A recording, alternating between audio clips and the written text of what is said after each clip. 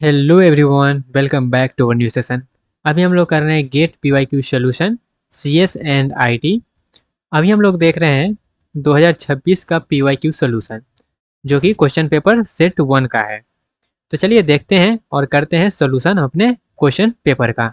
Next question हमारा जो है मैथमेटिक्स का है, क्वेश्चन नंबर 20, जो कि कह रहा है let n greater than 1 consider n n cross n matrix M with its element from R. The vector यहाँ पे दिया गया है 0 1 0 0 0 एन के power R be the null space of M. मतलब एक आपको एन क्रॉस एन का मैट्रिक्स दिया गया जिसका नाम एम है, और बोला गया है वेक्टर स्पेस दिया गया है, और बोला गया ये जो वेक्टर स्पेस है वो नल स्पेस है एम का। एम के नल स्पेस में ये जो है वेक्टर स्पेस है, ऐसा बोला गया है। तो कौन सा स्टेटमेंट सही है वो पूछा जा रहा है। तो सबसे पहले स्टेटमेंट के आंसर में देखिएगा तो आपको डिटर्मिनेंट निकालना है, रैंक है, और वो जो नल स्पेस कितना हो सकता है उसका अकॉर्डिंग है। तो सबसे पहले डिटर्मिनेंट को समझते हैं। तो जैसे कि यहाँ पे आपको दिया क्या है, एन क्रॉस एन दिया गया है, ठीक है। आपको एक वेक्टर स्पेस दिया गया है जो है नल स्पेस ऑफ एम है। तो यहाँ पे हमारे पास ये जो वेक्टर स्पेस दिया गया है इसको अगर हम इस तरह से लिखेंगे, जो कि 0 1 0 0 इस तरह से लिख दिए, ठीक है। और ये बोल रहा है किसके अंदर में है, वो नल स्पेस ऑफ एम है। तो नल मतलब क्या होता है, जीरो।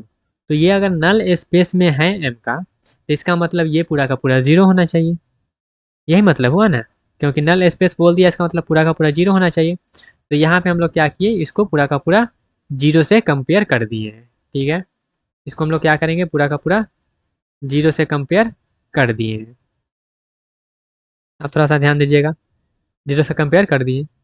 अब जैसे कि हम ये कर दिया, और एक हम अब मैट्रिक्स मान रहे हैं एन क्रॉस एन का।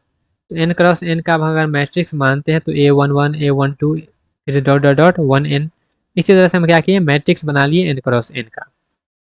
अब ये एन क्रॉस एन का मैट्रिक्स है, और ये हमारा क्या है, वेक्टर स्पेस है। तो इस वेक्टर स्पेस से हम लोग क्या करेंगे, इस मैट्रिक्स में मल्टीप्लाई करेंगे। तो इससे आप मल्टीप्लाई करेंगे, हमारे पास जो वेक्टर स्पेस दिया गया है उससे, तो हमको क्या मिलेगा, जब उसको आप मल्टीप्लाई करेंगे तो हमको एक कॉलम ही मिलेगा ना, जो सेकंड कॉलम होगा, क्योंकि सेकंड में ही हमारे पास 1 है। तो इसको बार बार आप मल्टीप्लाई करेंगे तो सिर्फ यही वाला बचेगा, बाद बाकी सब जीरो होते रहेगा, क्योंकि 1 ही है एक। ठीक है, तो हमारे पास जो है आपका आ जाएगा इस तरह का, जो है सेकेंड कॉलम आपका बन के आ जाएगा। अब यहाँ पे क्योंकि ये क्या है, किसके अंदर में है, नल स्पेस के अंदर में है, तो ये किसके इक्वल होना चाहिए, वो तो जीरो के इक्वल होना चाहिए। और हमारे पास जो है एक ही मैट्रिक्स बन रहा है जो कि सिंगल कॉलम का है, और वो भी जीरो के बराबर है, ठीक है। तो यहाँ पे बोल रहा है डिटर्मिनेंट क्या होगा एम का, जो कि 1 होना चाहिए, तो नहीं, क्योंकि सबका सब जीरो है तो डिटर्मिनेंट जीरो होना चाहिए, 1 नहीं होना चाहिए। तो डिटर्मिनेंट जीरो वाला सही है। अब फिर रैंक का बात करते हैं कि रैंक इसका क्या होगा, 1 होगा कि नहीं।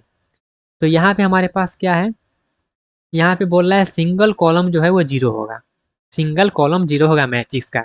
तो मैट्रिक्स का अगर सिंगल कॉलम जीरो है, तो ये हम अगर 3 बाई 3 का मैट्रिक्स ले, यहाँ पे हम तो कुछ भी ले सकते हैं ना।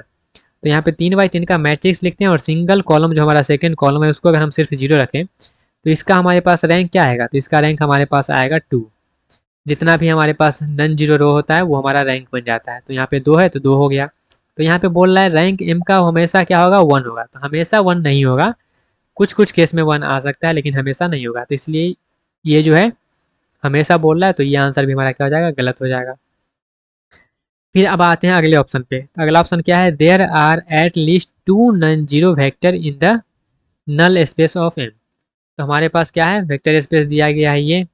तो इस वेक्टर स्पेस में अगर हम 2 से मल्टीप्लाई कर दें तो क्या हो जाएगा, यहाँ पे 2 बन जाएगा, बाद बाकी सब जीरो। फिर 3 से मल्टीप्लाई कर दें तो हम वेक्टर स्पेस में तो कितना भी कांस्टेंट से मल्टीप्लाई कर सकते हैं, बिल्कुल। तो यहाँ पे हमारे पास एट लीस्ट 2 बोला गया है। तो यहाँ पे हमारे पास इनफाइनाइट पॉसिबल होता है वेक्टर स्पेस। हमारे पास इनफाइनाइट जो है नन जीरो वेक्टर स्पेस यहाँ पे पॉसिबल है।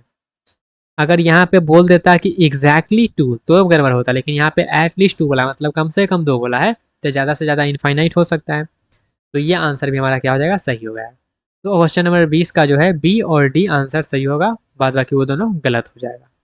ठीक है, आई होप आपको ये समझ में आया होगा। चलिए बढ़ते हैं अपने नेक्स्ट क्वेश्चन की तरफ। आई होप आपको ये क्वेश्चन जो है समझ में आया होगा।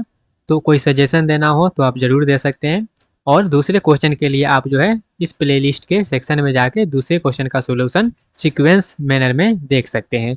ओके, मिलते हैं अपने अगले क्वेश्चन में, तब तक के लिए bye bye, tata, take care and all the best.